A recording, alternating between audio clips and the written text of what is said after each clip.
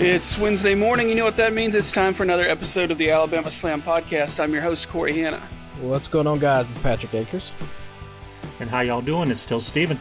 We're going to go discuss with Collision first this week. We'll do some AEW because we covered last week's Dynamite when we recorded last week because we recorded a little late. We're doing online recording again this week. The plague has hit my house. At least it's hit my wife. She's had basically a fever off and on since Friday night, so I didn't want to bring anything around the guys, and I've been trying to stay at home as much as possible. So we're doing online, so if things sound a little bit off, that's why. But let's go ahead and get Collision started. First comment in our notes says, if this is their B show, I can only imagine how Rampage must feel. That's got to be a Steven quote, right? It was, 100%. This was a 2-hour show that really only needed a half hour to give you the good part. Yeah, I mean, I watched it and I thought, for whatever reason, I was thinking it was supposed to be a pretty decent show, but my only note was about one match, and it was the last match of the night. So, I didn't comment on anything else for my note-wise, so that shows what I thought of the show. Typically, though, Collision's a pretty good show. Far better than Rampage, but yeah, this was not a very good example of what a show should be like for them. This felt like it was a combination of 90s jacked metal, heat. You name those enhancement talent shows that WWE did, and this was it. I'm going to be real honest with both of you. I have not watched Collision, like not live or recorded, in a month. Oh, wow, so really? I didn't even watch Saturday. No. I saw the card and I was like, I don't, now that CM Punk is gone, what is even the point of having a Collision show? Because the whole point was like, this is where you get to see CM Punk because he can't get along with the other people. And like, yeah, FTR is cool, and yeah, House of Black is cool, but like, we're in NFL playoff time.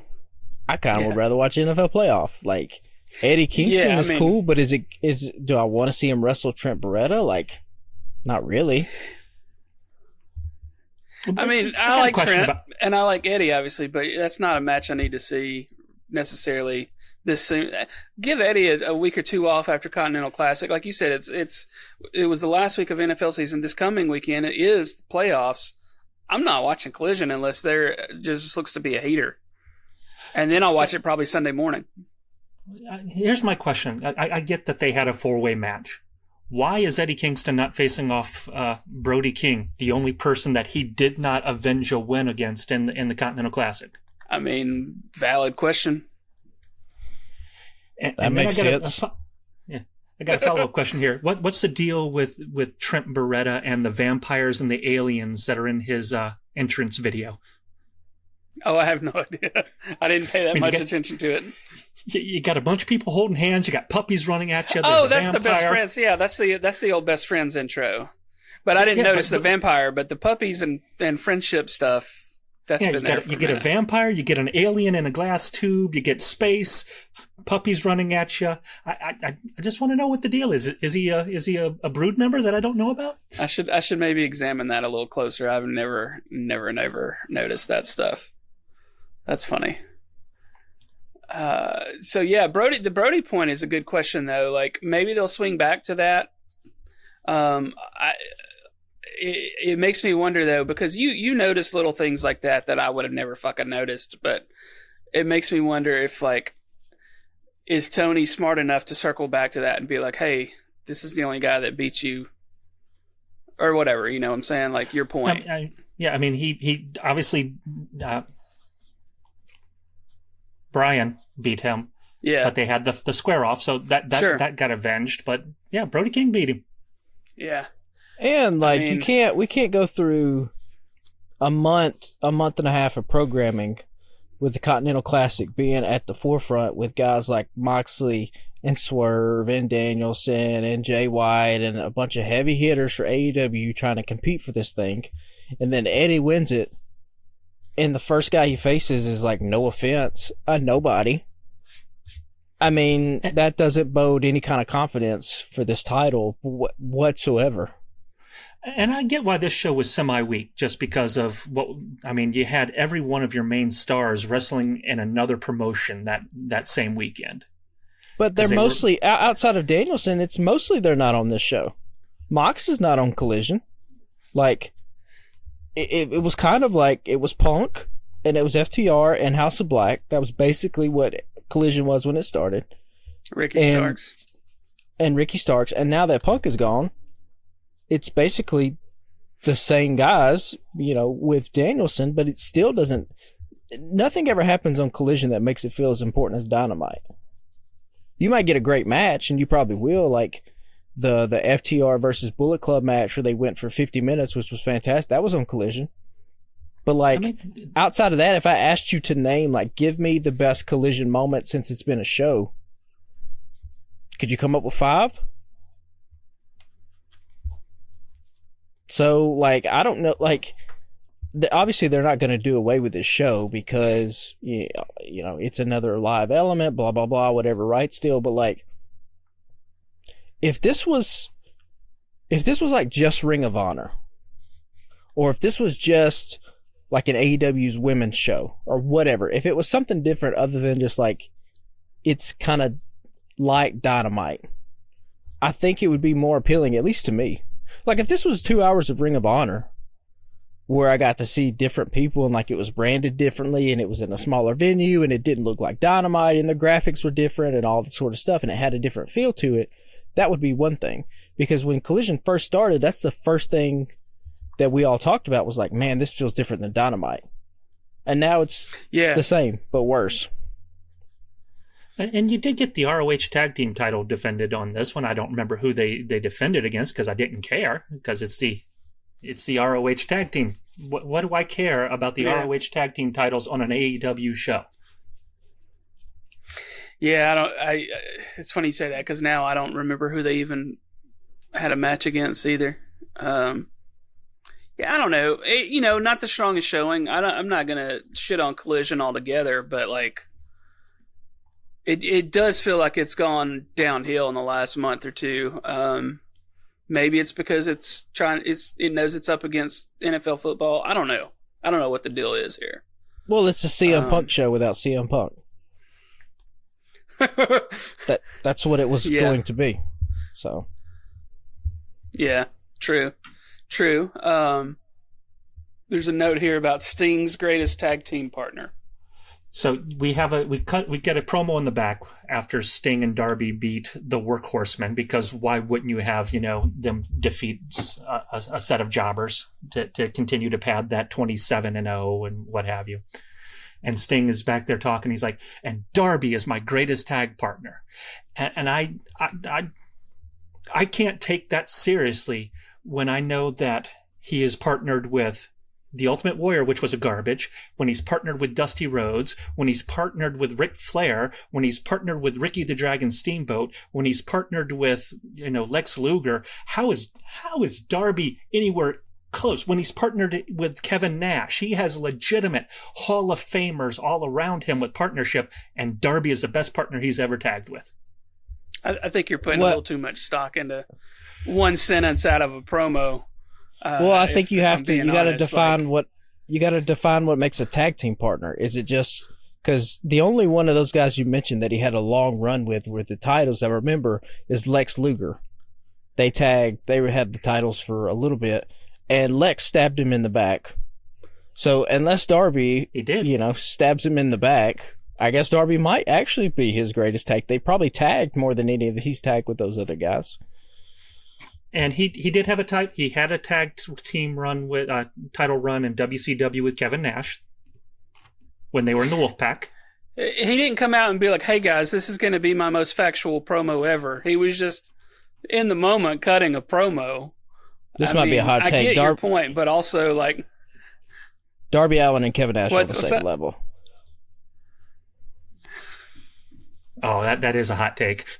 They're the same. They're on the same level. One of those changed how wrestling is handled behind the scenes, in front of the scenes, and one of those is not Kevin Nash. Scott Hall was way cooler than Kevin Nash. I will not argue that statement, but So I'll give it to Darby Allin. If we're going Darby Allin and Kevin Nash, I'd rather watch Darby Allin. I see. What I've learned that what I enjoy about Darby Allin is that I enjoy seeing how he's going to get tossed around and what unique offense is going to be used against him.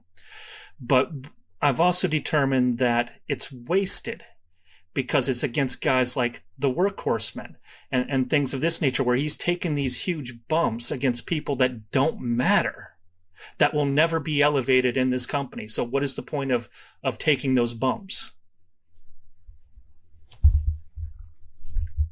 I would agree with you on that. Yeah, I mean, but that again, that goes down to booking more than anything. And listen, if Kevin Nash wasn't 7 foot tall, if Kevin Nash was the size of Darby Allin, I guarantee you that he would probably be, he probably wouldn't even have a career in wrestling. Yeah, but I mean, you could say that about anybody who was huge like that. I mean, would Lex Luger have had the career he had if he didn't look like he was, taking steroids 5 times a day? That's true, but that's a testament more to Darby's ability, and I guess it probably is a testament to the changing of the times. But I don't know. Kevin Nash is fine. Kevin Nash is a B- player, and if that's a hot take, that's a hot take. He is what he is. You can't give me a good Kevin Nash moment. Now, what are you talking about? When he picked up and chucked Rey Mysterio in the side of a trailer as they were coming out, and Rey leaped at him, he just caught him and pitched him like he was throwing a dart into a bullseye. I can still remember that moment to the day. Yeah, it's a shit moment, but the finger prick of doom will live in infamy, but it is a moment that you remember as a wrestling fan because of just how outrageous it was. When I think of Kevin Nash, I think of a guy that doesn't know the difference between verbs and adjectives. Well, I'm not arguing that he would win a spelling bee here. He'd make a horrible host for conjunction junction, but still. Well, let's keep it moving and try to wrap up the Collision part here. But this is funny because I don't remember what this is even from. The notes say, "Did you hear that explosion?" ... Nope. What was this from? I don't remember. Okay, so this was regarding the Hook promo where he calls out Samoa Joe. And you got, who is it, Nigel, Tony, and I don't remember who the third guy is in the booth over there, but he's like, these promos are piped into the arena, so they all heard that. Did you all hear the explosion around that? And there wasn't a goddamn explosion anywhere near that. Hook fighting Joe, nobody gives a flying rat's ass about Hook and Joe. Yeah, Hook, you ain't there yet. Oh, so this is where the Tony Khan tweet came into play then, because like I said, I didn't watch Collision. So did you see the Tony Khan quote or the tweet where like him and Jinder and USA Network were all going back and forth? No. He said Tony tweeted something about Jinder and Seth Rollins and how it doesn't make any sense that Jinder is getting a title shot, and then I guess somebody replied about Hook, and I didn't realize this, and then he said Hook makes sense because he's 28-1, blah, blah, blah, blah, blah, all this horse shit. And then Jinder just responded and said, he tweeted, who the fuck is Hook? Watch Monday Night Raw. And I was trying to figure out where that came from. So now it makes sense that Hook fucking called out Samoa Joe?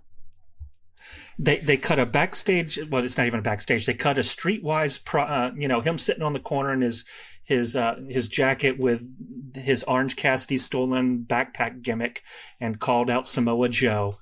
And they cut back to the arena with, "Did you hear that explosion?" And it was just a dead ass crowd. Jesus Christ. Can I just go on a mini rant real quick about billionaires? Can I talk about billionaires for a second? Why are they all so goddamn stupid? This is coming on the heels of Amy Adams Strunk, I think it is, firing beloved coach Mike Vrabel. Ruining my fucking day. Ruined my day. For no reason. Tony Khan is a billionaire also. Just can't get off of fucking Twitter. Seems like a decent enough guy in real life, but just is a little bit of a nerd. Like, why are they all just dumb? Why are these class of billionaires all across America and the world, really? Why are they just idiots? I don't understand it. Just stay off Twitter, man. I mean, like, if you're Tony Khan, you got to stay off Twitter. Or just have somebody in your ear. Or at least don't post. You don't have to stay off. Yeah, don't post. Have somebody in your ear that you just bounce ideas off of. Somebody that you trust that can just tell you, like, nah, man, that's a pretty lame idea. Don't fucking do that. Or don't say that. Or don't tweet that. Something. Yeah. Don't hit send. Yeah. Don't hit send. Just write it out and then delete it. You know he's got Taz in his ear, because that's the only reason why anybody is voting to have Hook anywhere near TV. Yeah. And you should be happy for Mr. Verbal. He's going to probably go to New England and enjoy his time over there in the cold of Boston. Yeah, it's going to piss me off. So I had to fucking watch A.J. Brown. I'm going to have to watch him the rest of his career. Probably get a gold jacket for the Philadelphia Eagles. And then I'm going to have to watch Mike Vrabel probably go to New England and in 5 to 6 years win a damn Super Bowl. And it all should have been us. It should have been the Titans. Anyway. Well, welcome to the world where I'm watching CMC about to win probably the MVP of the year and a Super Bowl, while watching us give away not 1, not 2, but 3 first-round draft picks for a guy that's, 5'10". Hell, our damn coach might be your coach. No. Mike Vrabel might be leading up to Carolina. I don't want to. I'll pass. We could talk all day about how inept the front end of the Titans organization is by trading off Brown and Kevin Byard and having terrible drafts the last 2 years. So, but this is not a football podcast. But it just goes to the fact that you think these people that have money are smart, and then the older you get, you realize that, like, the people that have money, one, they either luck into it, or two, they screw people over, and they happen to be some of the dumbest people in the world. So, like, either whether it's football or whether in our case it's wrestling with Tony Khan and the tweets and the cage match and all this kind of horse shit. You just hope that these people do better and, whatever. I guess maybe Hook will damn choke out Samoa Joe and all this shit will be meaningless. So, and then I can stop watching altogether. A long run of Hook as the AEW World Champion. The only other real thing of note, or at least the only thing that I've made a note about, was FTR versus House of Black for the main event. Really the only reason to have watched this show, and you could have watched the last 20, 25 minutes of it. Probably should have known looking at the card going into the night that this was going to be the only thing worth watching, but you never know. Maybe sometimes things pop off, and sometimes there's other promos and things, but this was the reason to watch the show, if But Patrick, you didn't watch it, so you don't know much of what happened. So, this was a solid street fight. Or no DQ, I guess it was, is what they considered it. Can you tell me, because I don't know, evidently, what was FTR's connection to Daniel Garcia? I don't know that they had one. I think that they were just like, maybe Garcia's got to come out here and help, which didn't really make any sense, but that's what they did. So you get Garcia taking out Brody before he even gets to the ring, and then FTR comes out triumphant and House of Black comes out on top. Yeah. Just in terms of like wrestling, like this is why you watch it. Yeah. This was if you're going to watch a match that is just a solid workhorse match, where you're talking about your work rate, this was it. This was this, and we'll kind of touch in on this when we get to Raw, because Raw ended with a similar match.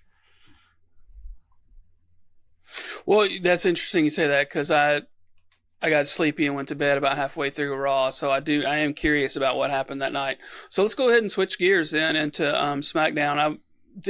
I shut down work about 6:30 Friday night. Was like, well, you know what? I'll watch SmackDown and see what happens.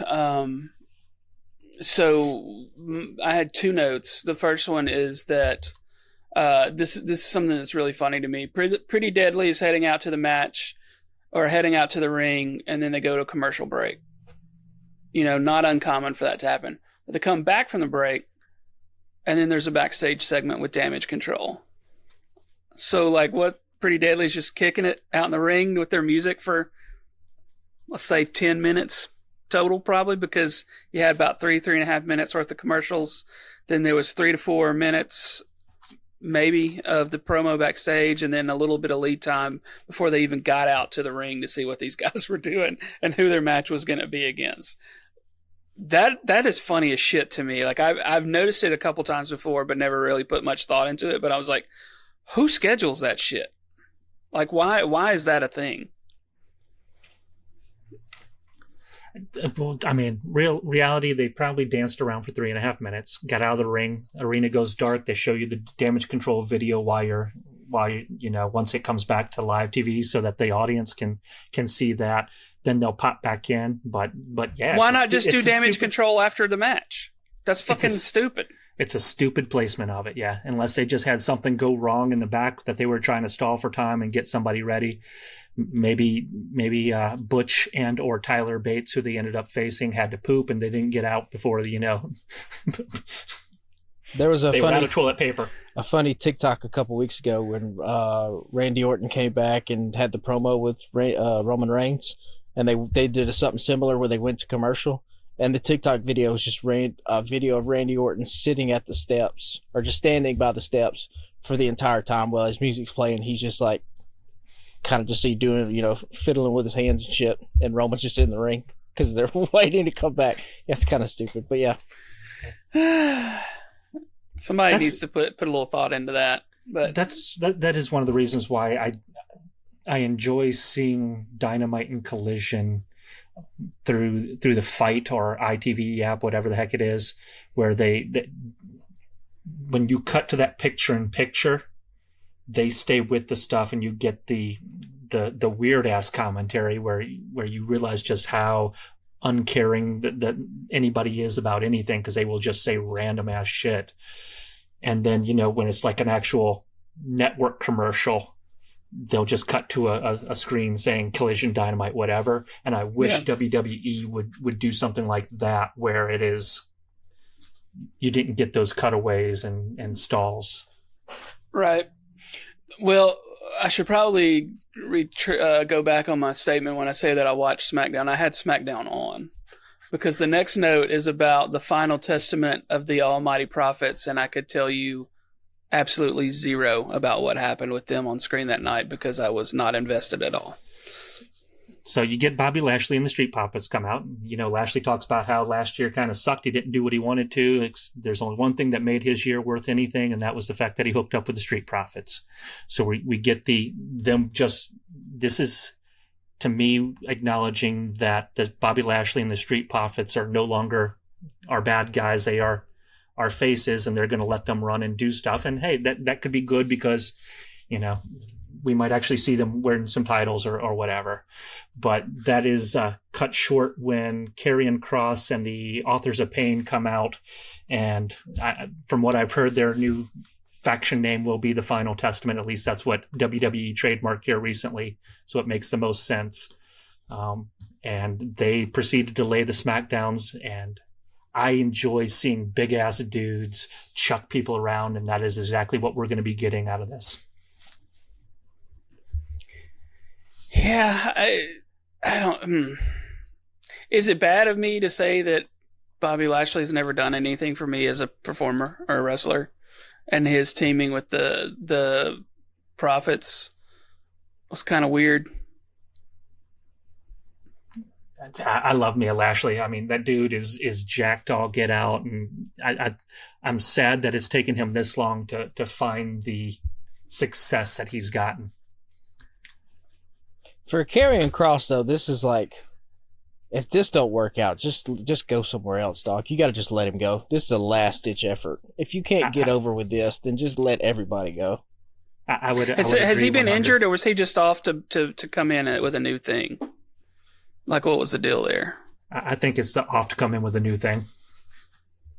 But like, I don't know. It's another emo group. Like, I don't know. We've seen this before. We've seen these guys before. So like, I don't know. Final Testament, yeah, it could be cool, but like, it also could be pretty damn stupid. You know. See, I think it's less emo and it's going to be more destruction based, where he is going to just wreak havoc and chaos, as opposed to the Judgment Day version of it. I mean, when they were standing on the ramp, they looked like they could have been an album cover from like 2004 Hot Topic at the side. I mean, they look like that for real. So maybe I'm wrong. I don't know. But like, I don't know what Karrion Kross necessarily brings you. You have, like, yes, he's big in stature, but WWE is filled with big dudes. His promos are similar to like a Bray Wyatt in that they can kind of go in circle, but he's, you know, a quarter of the charisma of a guy like Bray Wyatt. I mean, and then Scarlett obviously is she has a look about her, and a lot of people have made that, like, if it wasn't for her, would he even be interesting? Like, I don't know. So we'll see what happens. I mean, I kind of agree with Steven. I like to see big dudes chunk people around. We'll see what happens with these two guys. I don't know, though. I kind of just watching this and was just like, oh, okay. I mean, all right. I gotta write that down. I like do I think Karrion Kross has a tendency to have zero charisma and suck the energy out of a lot of stuff? 100%. Do I think that the authors of pain disappeared for whatever reason? They disappeared before they should have and could have had a decent run. That's the part I'm more interested in, because I remember the NXT days when they were fighting them, Alpha Academy, DIY, and the fun that tag team division was back in the day. Like, this would have been way more interesting if Bobby Lashley in his promo is like, the reason we didn't have the year we had last year is because of you two guys. He's looking at Montez and Angelo, and then AOP comes out and lays those guys down, and Bobby Lashley is the head of whatever this new Authors of Pain thing is. To me, that's a way more interesting angle. So the next note we have is about the long overdue, in parentheses, too late rebuild of Io Sky. So we know this is all just getting her to look like she can, whoever they're going to throw at her, she isn't just a jobber that they've been pitching her as for the last Damage Control years. I mean, mind you, this was against Michin, who barely gets screen time. But they ended up having a decent match, but you didn't get an interference. You just got a straight match. It's just taken forever. It's too late. Yeah, it's too late. And like you said, it's against Michin, who also doesn't win matches. So, like, you take two people that don't win matches, just by the definition, somebody has to win this thing. But yeah, it's, nobody is going to believe that Io Sky is going to hold on to that title for much longer. Like, she's not going to be holding that title going into WrestleMania. I wouldn't think. The other note that I made was about AJ Styles versus Orton versus LA Knight. Was fun until the bloodline interrupted. This was supposed to be to see who gets a shot at Roman at the Rumble.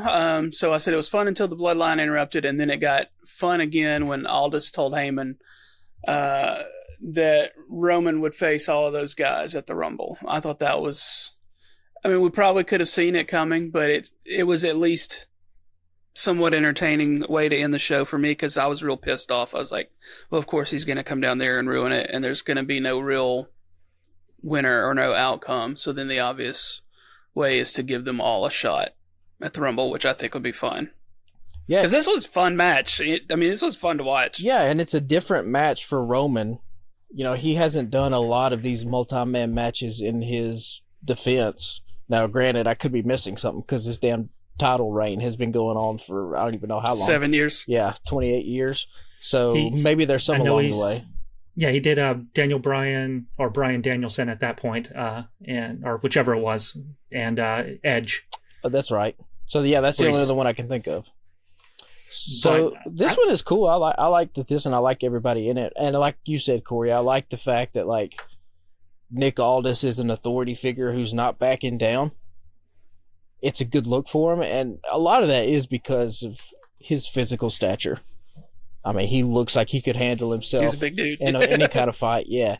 And just, I love the little moment of like, you know, it's not like Nick Aldis grabbed a microphone and did it for the whole arena. Like, Roman and those guys are celebrating, and he just walks up, and only in that arena do Aldis and Paul Heyman know, and us as the audience. So, again, like my criticism for WWE for a long time has just been like, things feel so plastic and so fake. That felt like a genuine moment. Like, okay, cool. When he's done, I love the fact he too said, when he's done celebrating, tell him congratulations. Like, that's just, that's kind of a gangster thing to say. So I like you. I like the end of the show. I want to argue here that, you know, you said it was fun until they interrupted. I think you would, if you have to think about it as a whole, even that interruption, while it sparked an emotion from you, is fun because of how the outcome is. So take out that it was fun until. Touche. They did a web exclusive as well right after that match where we cut to the gorilla position and Roman comes back and he's talking a bunch of shit about how they know no one man can ever defeat me. And you see Paul just on the verge of tears, just shaking as he's having to convey to Roman the fact that my tribal chief, I know this, the people know this, Nick Aldis knows this, and that's why you're going to have to face all four. And just the concern, anger that Roman has before he looks at Paul and just slams the belt into him and says, "Fix this, my wise man." I mean, bro, you're the one that caused the situation. What's wise man got to fix it for? Fuck you. You did this. Control your shit. And again, that's another great moment that you only get if you get behind the scenes. Put that shit on television. I'm going to yell at AEW for it. I'm going to yell at WWE for the same damn thing. They had time. If they knew the match was ending early, you know. They had plenty of time. Let's move to Raw. This is, again, I say I had it on. I had it on and was... I say distracted. I was looking at my phone. I had it on to see if anything interesting would happen. So this part went completely over my head. I'm assuming this is a Steven note. Even Drew knows that Damien is an idiot, or was that you, Patrick? No, that was me. I agree with it. So we get Drew comes out to talk about how he lost the match last week, and one of the lines he says is, He's talking about how he's not sure if he's building up the fact that he doesn't have a contract right now, and everybody on the kind of talking about that and how he might leave, whatever, just to kind of get his head. You have to leave sometimes to figure out what it is. And he's like, I could have won, but here we get Damien Priest comes out here, and you dumbass, you cash it in while the match is going on. You could have waited until after I beat Seth and I was tired and cashed in, but no, you ruined it for you and you ruined it for me, you dumbass. And I just lost it. I was like, this is, thank you for pointing out just how much of a moron this guy is. Well, that you could lead into Punk with that, because Punk comes out to interrupt Drew. It says, if there's any truth to what Punk is saying, imagine a world where he is still in AEW. So I was barely listening to Punk. That was the main reason I turned the volume up at that point. I was like, well, Punk's got a microphone. And then I got tuned out. I was like, I don't even care what he's talking about. Punk has been in WWE for what, a whole month and a half, 2 months at this stage? Yeah.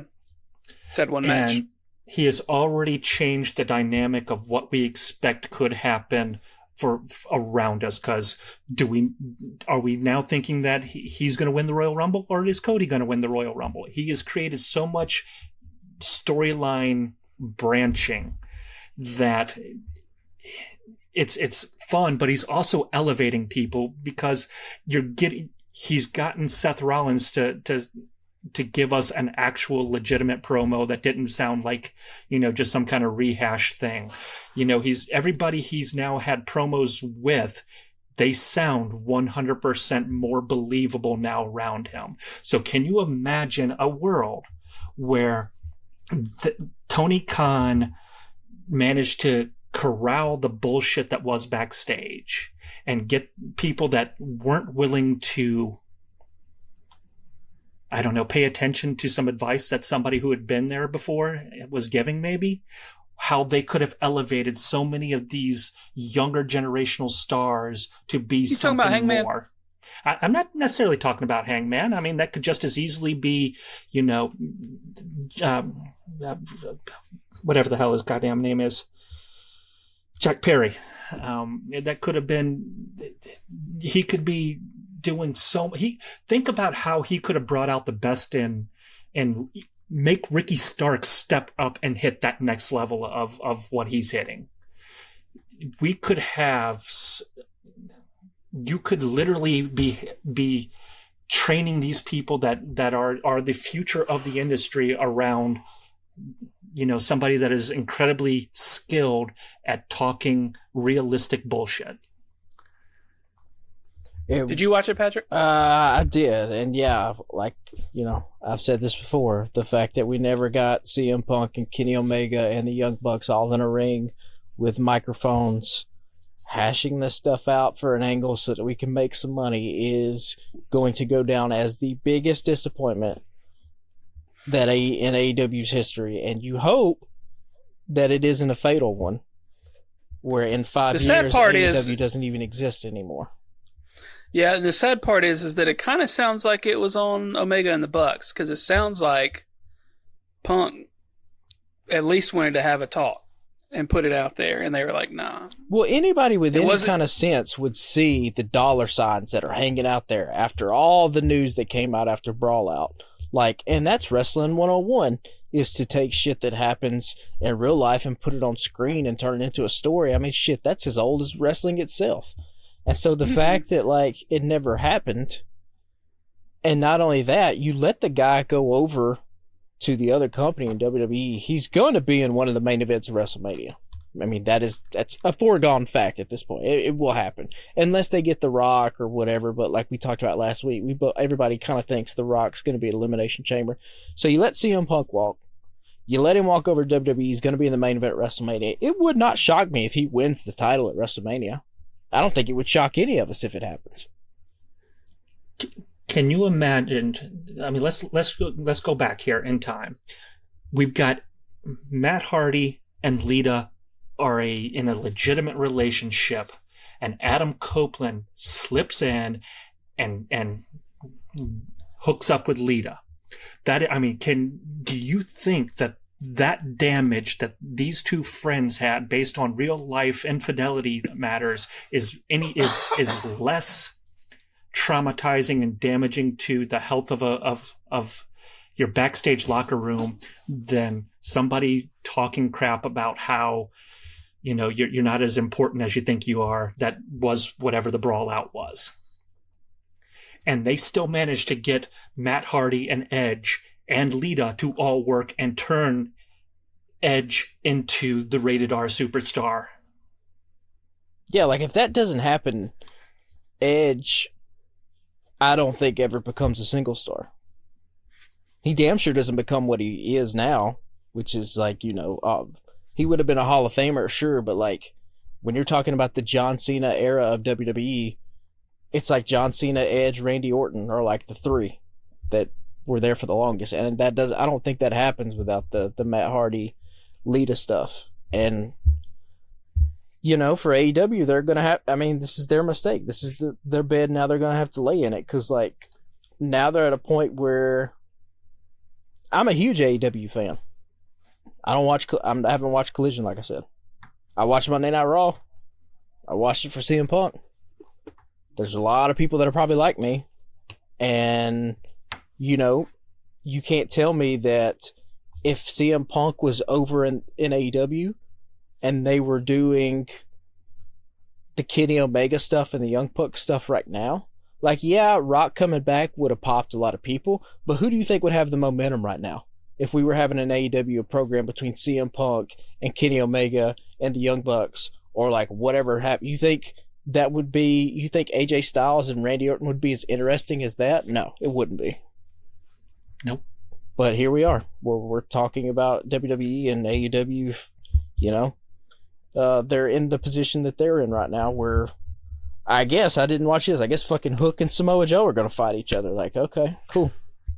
I just realized, not to get too far off on the AEW side train, but they're doing Battle of the Belts Saturday night. Fucking week 1 of the NFL playoffs. Why are you? Why? Just wait. And what do they do this about 4 times a year? Yeah, put this shit on Friday night. And nothing ever happens, by the way. Yeah. Nothing ever of consequence happens on that show.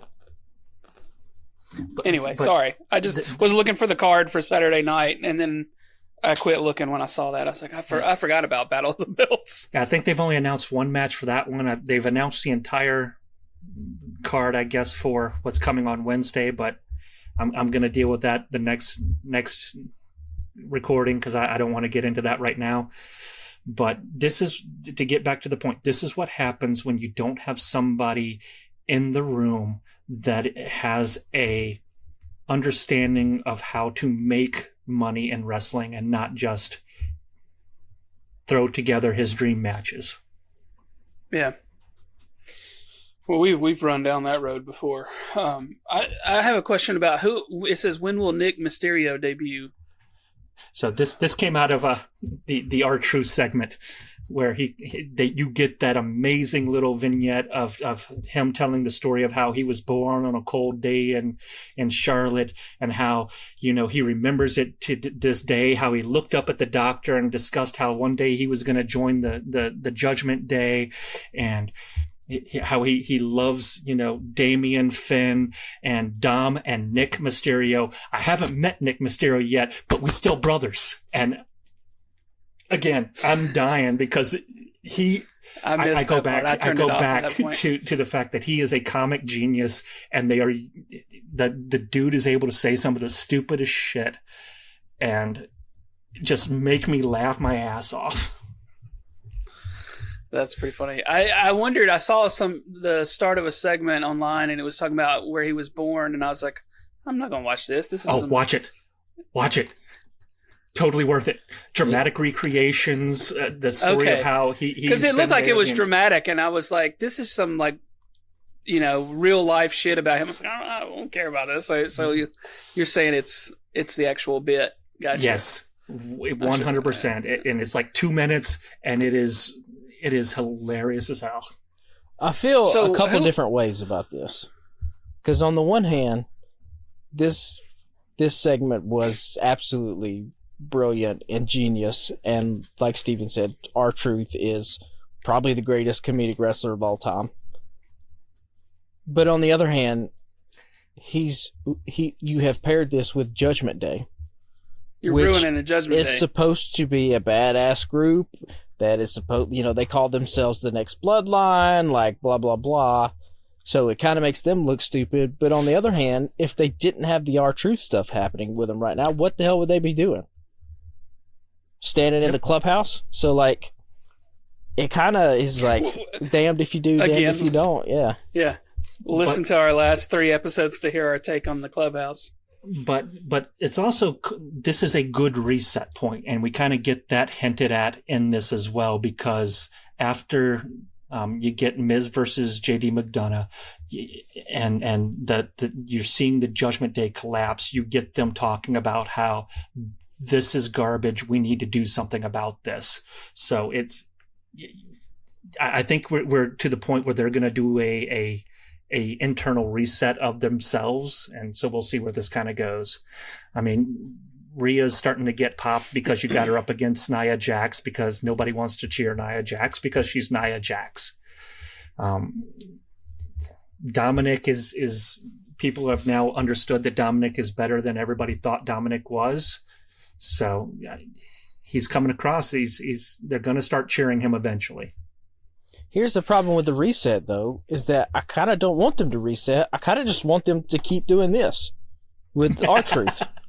Because what is the reset going to be? That Damien loses the briefcase? Like, I don't know. Like, it's weird.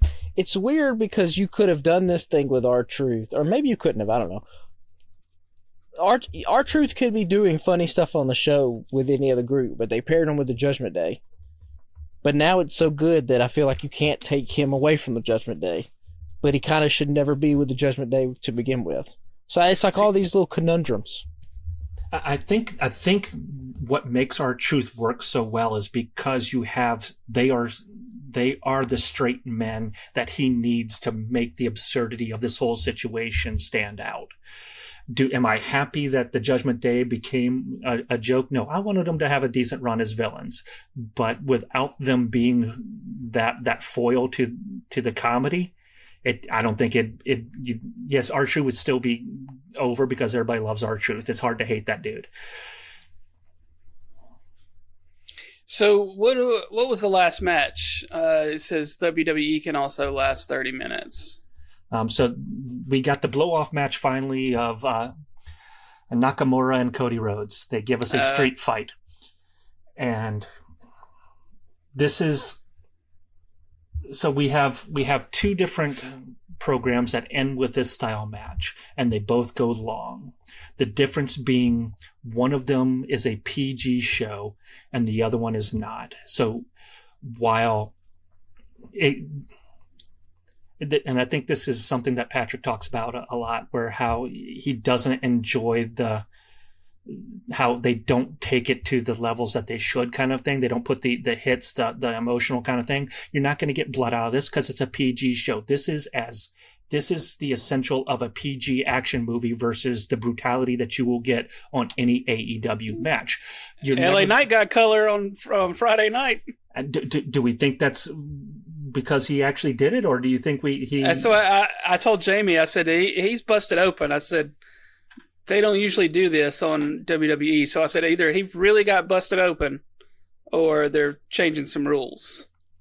And they may be. I mean, who knows? The things may be changing internally, but this goes back to, I don't know if y'all saw or remember the like a month or so ago, you had the breakdown about the education level of all the different wrestling groups and how AEW's had a higher education level versus WWE's. And I think this is the heart of that argument, in the sense that WWE is a family show. So you will have all those demographics scared by the fact that you have a bunch of kids that are still young and not off to college earning MBAs, and how the income level is lower. But again, you've got a bunch of kids in that, so you will never get a Paige Strickland deathmatch style match in WWE. And I don't think that's a bad thing. I think if AEW could get their crap together enough to capitalize on the fact that they're using WWE as an introductory point to wrestling, that they could then draw those fans into the more sports side of it. But I don't think they're going to do it the opposite way around. I mean, yeah. Did you say it, Patrick? Yeah, I agree with you. Like, I don't think that, like you said, WWE is more family friendly. And yeah, they're not going to do Hangman and Swerve, but at some point it's kind of just like, well, then why even try to do, like, why do a street fight if it's going to be any kind of watered out? Like, just have them wrestle. Like, I get that, like, in this situation it's a little bit different because this is a blow-off match, and blow-off matches usually either happen in a cage or happen, like, you could have easily just put this in a steel cage. Like, and I think that's kind of the things where, like, that's where WWE can kind of do more quote-unquote hardcore stuff. You have, like, the Hell in a Cell, which isn't a lot of hell inside of it, but it is inside of a cell, but they just kind of wrestle. But it is visually kind of cooling. A cage match is the same sort of thing. Like, I would rather see that than see them try to do any kind of, like, hardcore stuff, unless they are going to, like, change. I think Nick Khan had kind of talked about, like, couple months ago in one of these interviews that, like, especially with the last hour of Monday Night Raw, because the reason they don't do more hardcore stuff is because of advertisers at the end of the day, right? But that last hour, you have a little bit more flexibility. And I'm not saying that, anybody's got to drink anybody's blood, but, like, we could see some thumbtacks. We could see some, a little bit of color here and there. Like, you mentioned the LA Knight thing, like, whether it was intentional or not, kind of added to the moment, didn't it? Kind of looked a little bit cooler when Roman was pulling LA Knight up and he's bloody. Like, that is, at the end of the day, whether you are for blood or you're against blood in wrestling, the reason it works is because it acts on a very primal instincts that humans have when it comes to seeing blood. Like, that is the draw, for better or for worse, of something like the UFC. Like, there is just a natural inclination to want to see violence. And I'm not saying people have to come out with crimson mass, but, like, you could do a little bit. And we know Cody can bleed. He's a bleeder. We've seen it. And that man's willing to do anything, right? He's willing to go through a damn flaming table. So, yeah, but, I'm glad at least with Cody, it always comes down to, like, it's the meme at this point. Like, is he going to finish the story? Like, Royal Rumble is around the corner.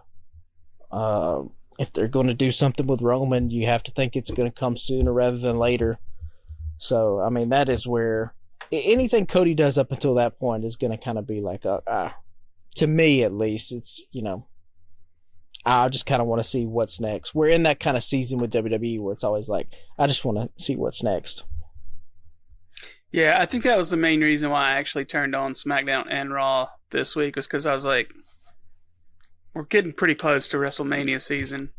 They got to start pointing at them signs soon. I should probably be paying a little more attention. And the Rumble will be fun. I saw an article going around today. It was like, here are the supposed entrants and surprises for the Rumble. I was like, the whole fucking point of it is to be surprised. Like, why would you put out an article? Did you read it? No. Good. But somebody did. And they probably didn't want to. They were just like, fuck, now I gotta read it. This is why I stopped watching movie previews. I